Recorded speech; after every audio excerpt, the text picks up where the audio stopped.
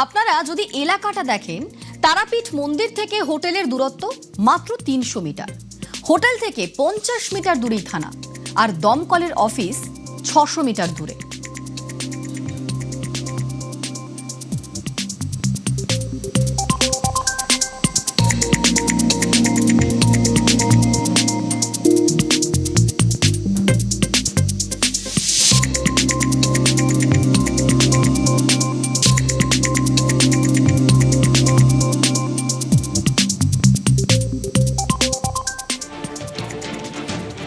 প্রশ্ন তো উঠছেই যে ফায়ার লাইসেন্স তার পুনর্নবীকরণ কি হয়েছিল? এতগুলো মৃত্যু, সেখানে একাধিক প্রশ্ন উঠছে। ফায়ার সেফটি অডিট কি সময় মতো হয়েছিল?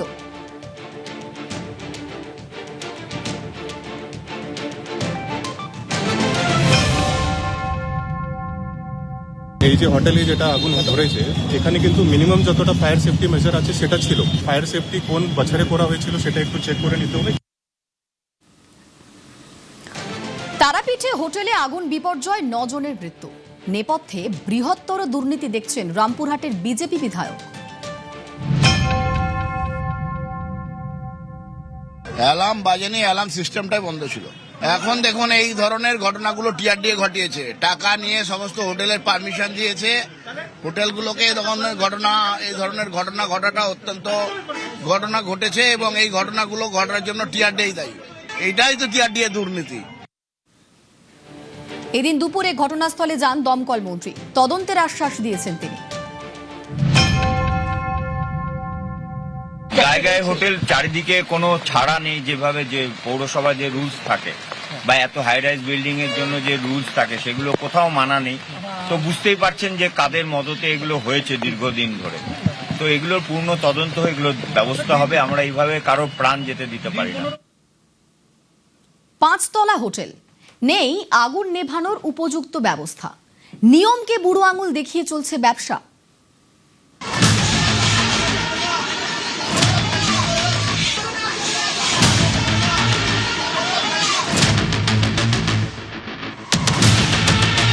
আমার মাকে খুঁজে পাচ্ছি না, আমরা একে আর ধুয়েছিলাম, কাউকে খুঁজে পাচ্ছি না। তীর্থ করতে গিয়ে মর্মান্তিক মৃত্যু। তারাপীঠে হোটেলে আগুন, ঘুম ভাঙার আগেই শেষ একাধিক প্রাণ।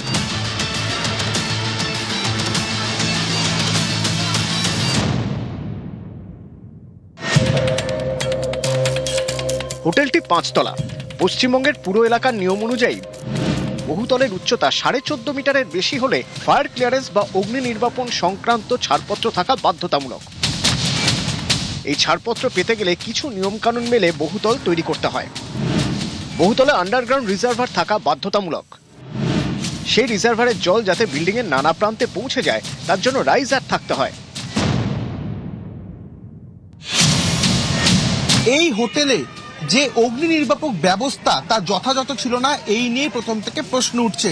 সব থেকে গুরুত্বপূর্ণ বিষয় যে এরকম একটি হোটেল, সেই হোটেলের ভেতরে রাইজার রয়েছে, কিন্তু সেই রাইজার ব্যবহারের জন্য যে নির্দিষ্ট আন্ডারগ্রাউন্ড ওয়াটার ট্যাঙ্ক বা যে এখান থেকে জল নিয়ে সেটা রাইজারে দেবে যে মেশিন, সেই বন্দোবস্ত কার্যকর ছিল না। কেন অগ্নি নির্বাপক ব্যবস্থা ন্যূনতম যে ফায়ার সেফটি অ্যান্ড মেজিওর সেগুলো মানা হয়নি, এই নিয়ে প্রশ্ন উঠছে।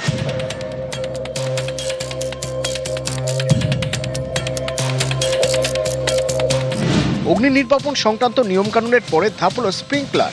আগুনের তাপ স্প্রিংকলার পর্যন্ত পৌঁছলে তা জল ছেটাতে শুরু করে। আগুন লাগলেও টের পায়নি আবাসিকরা, কারণ আগুন লাগার পর যে ফায়ার অ্যালার্ম বাজার কথা, সেই অ্যালার্ম বাজেনি। তাহলে কি ভেতরে কোনো ফায়ার অ্যালার্ম নেই? এর পাশাপাশি প্রত্যেকটি হোটেলের জায়গায় এরকম ধরনের হোটেলে স্প্রিংকলার থাকার কথা, যেখান থেকে অটোমেটিক জল স্প্রে করে আগুন নিয়ন্ত্রণে আনার কাজ করা হয় এরকম ধরনের হোটেলে। সেই জায়গায় কোনো রকম স্প্রিংকলারও ছিল না এই হোটেলের ভেতরে। বহুতল তৈরি করতে হলে এমার্জেন্সি ফায়ার এক্সিট রাখতেই হবে। তারাপীঠের এই জতুগৃহে এমার্জেন্সি ফায়ার এক্সিট ছিল, কিন্তু স্থানীয়দের দাবি সেই গেটে তালা দেওয়া ছিল। চাবি কার কাছে কেউ জানে না। বেনিয়ম, অব্যবস্থা, গাফিলতি, এরই বলি হলেন পুণ্যার্থীরা। নিউজ 18 বাংলা।